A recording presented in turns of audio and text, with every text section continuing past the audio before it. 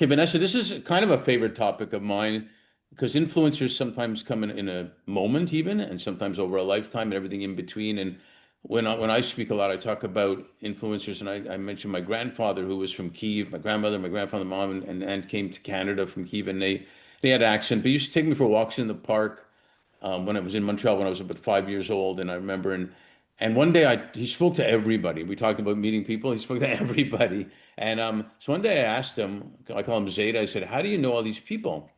And he said, "Well, you see that." I remember him pointing. You see that man over there? One day he was looking at me, and I smiled at him, and he decided to come over and talk to me. And we're smiling, and then somebody else came over and said, "What are you guys having so much fun for?" or something like that. He said, and I remember my 5-year-old brain, which some of my friends said have not developed even beyond that. So, but I need new friends. Oh So, no. yeah, exactly. So, but as a 5-year-old, I'm thinking, well, life's going to be pretty cool. All I have to do is smile at people, and it's stuck with me. And then you get old, you complicate things a little bit, but then you get wiser and you say it doesn't have to be complicated. A smile can be just good enough to Hmm. influence somebody also. So. With that little story, can you share two or three people that have been influential in your life? Yeah, absolutely. So one of the people who was very influential in my life was actually my theater teacher growing up.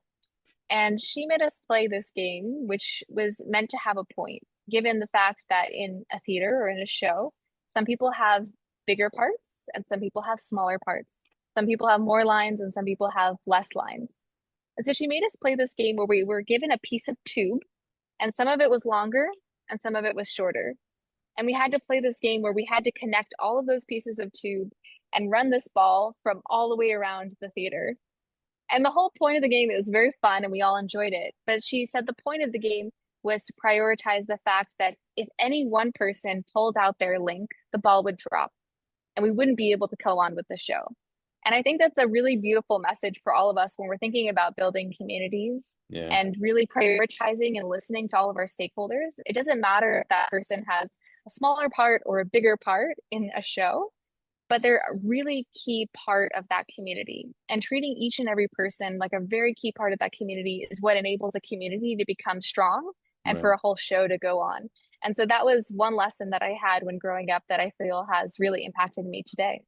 It's a great lesson. You know, the janitor at Nassau got a lot of kudos from all the people at Nassau for being part of the team, Hmm. and everybody has value, right? So that's cool. Anybody else? One or two people that?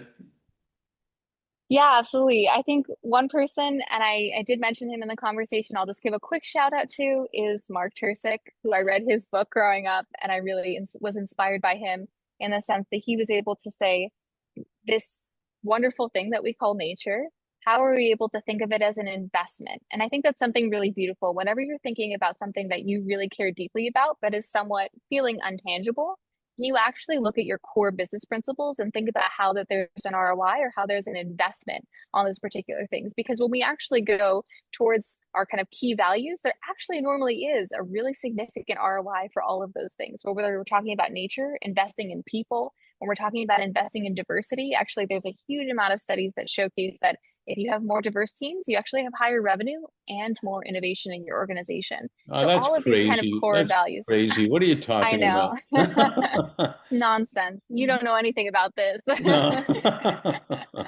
it's And then the brilliant. last one I'll mention is just my mom as well too. Because of course I think all of our families play a significant role.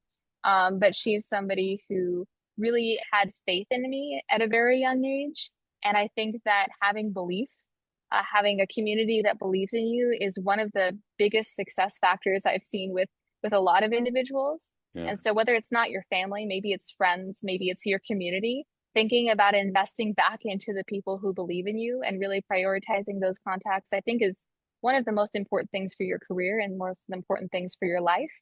A lot of the people that I see who have, made it big or that I look up to, they have huge communities supporting them that believe in them. And so I think that that's something that's really overlooked. Oftentimes we just hear one name of this one brilliant person who came up with this idea, and we don't hear about all of the people who've been supporting them and been believing in them even when they failed. So I think that it's important to always think about the community behind each of those people. And when people believe in you, always do the favor of believing in them back and supporting them even when they don't succeed. Yeah, thanks so much for sharing that because it just takes one person to believe in you to start. That makes a difference. And I think we should all always remember that we're influencing people all the time. Sometimes we don't even know it. And why Hmm. not choose the positive way versus the negative Yeah, way? Because that could be a moment that's incredible for them at the right time, right place that changes everything. And so, I mean, it's so important. And you know what? It feels good and it's not that hard. So thanks for sharing that. Really great stuff. wonderful. Thank you.